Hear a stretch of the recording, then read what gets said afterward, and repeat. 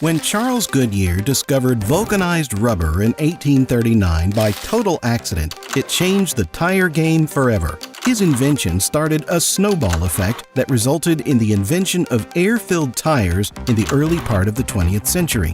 Today, factories produce more than 250 million new tires a year.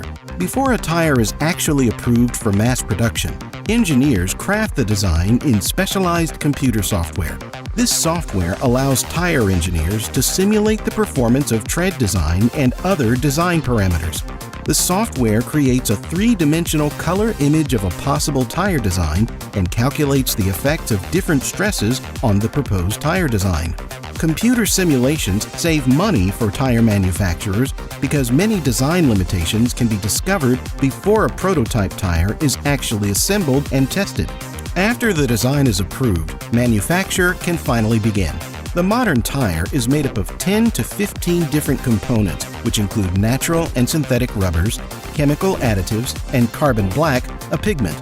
These materials are delivered to the factories in rail cars and are transferred to storage. Then, computer systems measure out specific batches of rubber and chemicals for mixing, which are then sent into a Banbury mixer. The Banbury mixer consists of a large cylindrical mixing chamber with two intermeshing rotors inside. Before the mixing process begins, the mixing chamber is heated to raise the temperature of the rubber compounds. Heating softens the rubber, making it more malleable and easier to blend with the other ingredients.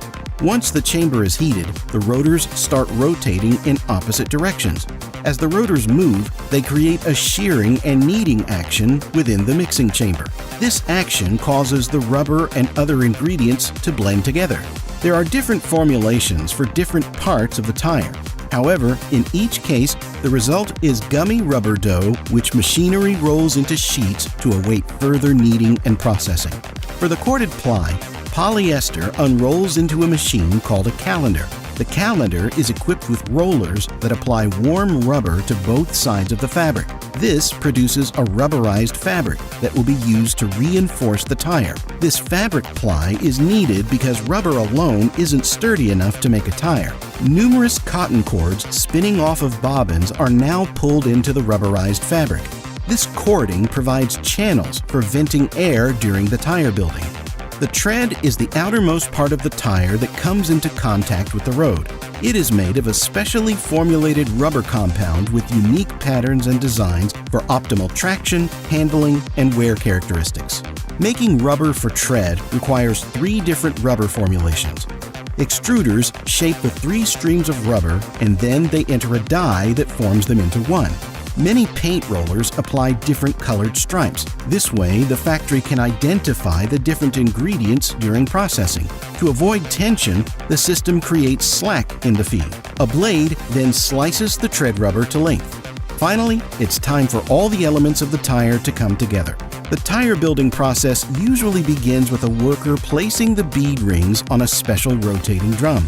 Next up is the inner liner. The inner liner is a thin layer of rubber that provides an airtight seal, preventing air from escaping through the tire. It also serves as a barrier against moisture and helps maintain proper inflation. The inner liner is then covered with the corded ply. The corded ply provides strength and stability to the tire, reinforcing it against internal pressure. The next step involves adding beads to the tire.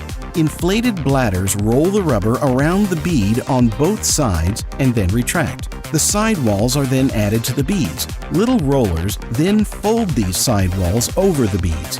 Sidewalls are made of rubber and provide protection and flexibility to the tire. They also contain various information, such as the tire size, brand markings, and other sidewall specifications. This completes the inner skeleton of the tire.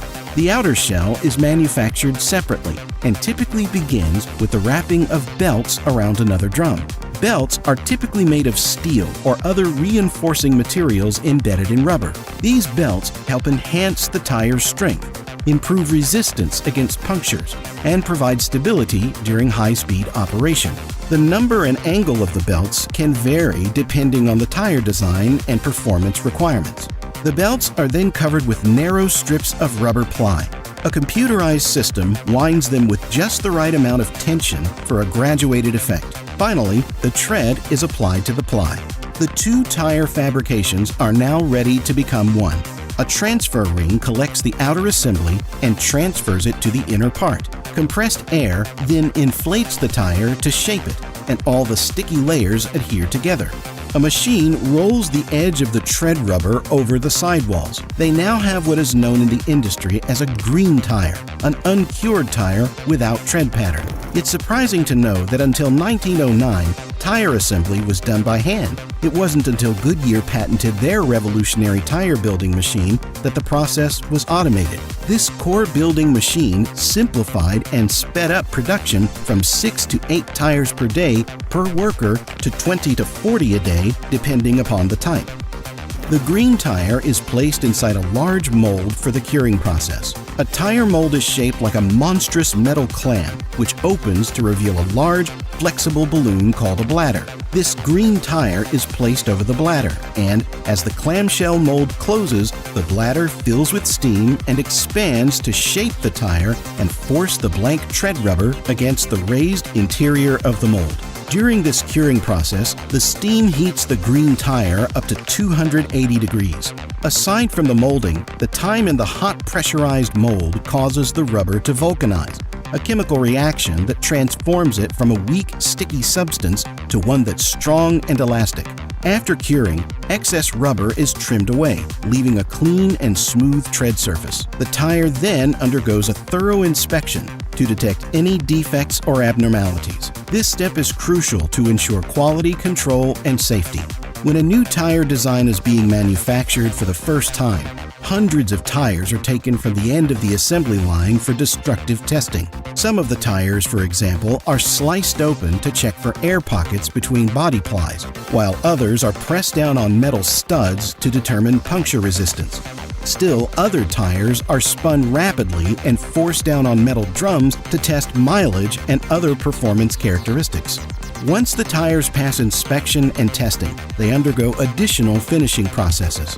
These include applying a layer of protective coating, marking the sidewalls with brand names and tire specifications, and adding any required labeling or branding elements. The finished tires are packaged and prepared for distribution. They are typically stored in warehouses before being shipped to retailers or automotive manufacturers. The global tire market attained a volume of $314.07 billion USD in 2022, driven by growing demand from the developing regions and rising technological advancements. This number will continue to grow bigger as the population continues to explode. If you like this video and want to watch others like it, head on over to this one.